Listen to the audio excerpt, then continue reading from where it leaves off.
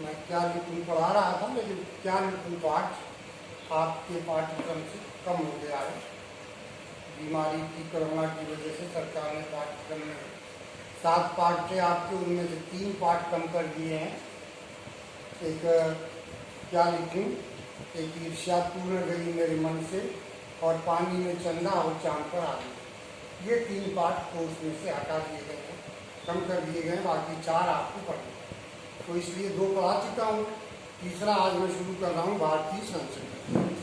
भारतीय संस्कृति पाठ वास्तव में एक भाषण का एक अंश है।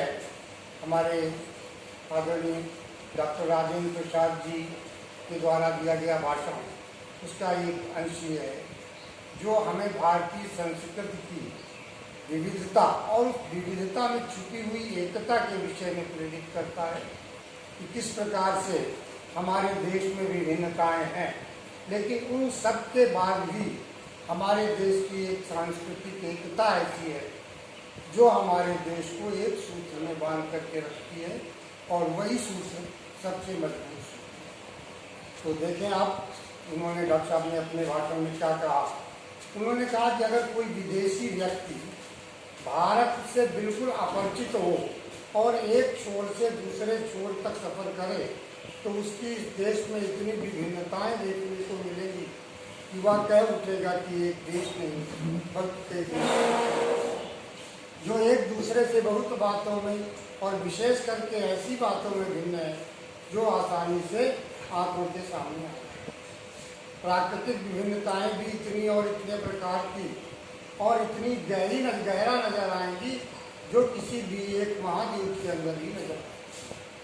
हिमालय की बर्फ से ढकी हुई पहाड़ियां एक छोर पर मिलेंगी, और जैसे जैसे दक्षिण की ओर बढ़ेंगे, गंगा यमुना ब्रह्मपुत्र से प्लावित संतनों को छोड़कर गिरी, अरावली, सतपुड़ा, सह्याद्री, नीलगिरी की श्रेणियों के बीच में देखिए जो समतल हिस्से रंग बिरंगे देखने में आते हैं।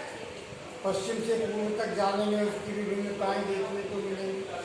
हिमालय की सर्दी के साथ साथ जो साल में कभी भी मनुष्य को गर्म कपड़ों से और आग से छुटकारा नहीं देती, समतल प्रांतों की जलती हुई लू और कन्याकुमारी का सुखद मौसम जिसमें कभी सर्दी नहीं होती और न गर्मी देखने को मिलती। तो लेखक कहता है कि अगर कोई विदेशी आ जाए और उसे भारत के एक किनारे से लेकर के दूसरे किनारे तक यात्रा कराई जाए, उसने कभी भारत का इतिहास ना पढ़ा हो, भारत की भौगोलिक स्थिति का ज्ञान ना हो, तो वो परेशान हो जाए और वो यही कहेगा कि ये एक देश नहीं है, कई देशों का समूह। अगर पूरे देश की विभिन्नताओं को देखा जाए तो वो सारी विभिन्नताएं जो एक महाद्वीप में जिसमें कई देश होते हैं वो पाई जाती हैं, वो हमारे देश में।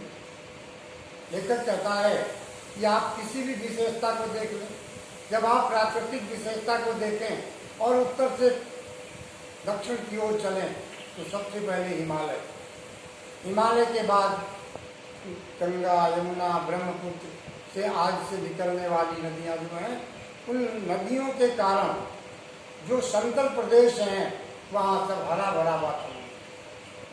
अगर आप दूसरी दिशा में निकलें तो पहाड़ों का समूह आपको मिलेगा, सह्याद्री, अरावली, तमाम पर्वत श्रृंखला। एक तरफ निकले तो मैदान मिलेंगे, समुद्र के किनारे कन्याकुमारी में जाएं तो हमेशा सम मौसम रहता है, एक जैसा मौसम, न गर्मी न सर्दी। तो इतनी सारी भिन्नताएं हैं। हिमालय में तो 12 महीने आपको आग तापनी पड़ती है, और वहाँ तो माइनस में 15-20 सेंटीग्रेड तक जहाँ हमारे सैनिक रहते हैं, मैंने ऐसा सुना है कि इतना नीचे तक तापमान रहता है। और अगर आप उत्तर प्रदेश, मध्य प्रदेश में आएँ तो यहाँ देखिए गर्मी से, उमस से आदमी बेहाल हो जाता है। तो इस प्रकार से विभिन्न प्रकार की ऋतुएं, 6 ऋतुओं का देश है हमारा। यहाँ ये सब 6 ऋतुएं होती हैं, और ऋतुओं के साथ साथ देश के कई हिस्सों में अलग अलग प्रकार की वर्षा भी होती है। तो लेखक कहता है कि इस प्रकार की जो विभिन्नताएं देखने को मिलती हैं, उसके कारण हमारे देश में ऐसा लगता है कि जैसे कई देशों के समूह को मिलाकर अगर असम में चले जाएं तो पहाड़ियों की वर्षा कोई 300 इंच वर्षा होती है, और जैसलमेर की भूमि में चले जाएं, राजस्थान में चले जाएं तो कहीं 2-4 इंच वर्षा ही बड़ी मुश्किल से होती है।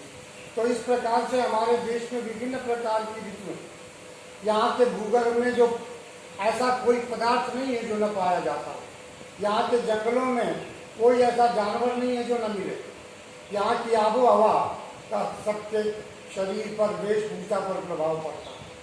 तो हमारे यहाँ तो इतने लोग हैं, इतनी प्रकार की भाषाएं हैं, इतनी प्रकार की जलवायु है, ये कहना बड़ा कठिन है। हमारे यहाँ तो लोगों की प्रचलित हो गई, कोस कोस पर पानी बदले 4 कोस पर पानी, अनेक वेशभूषा वाला, अनेक प्रकार के वातावरण वाला, अनेक प्रकार की जलवायु वाला हमारा देश वास्तव में विश्व का एक सिरमौर देश है।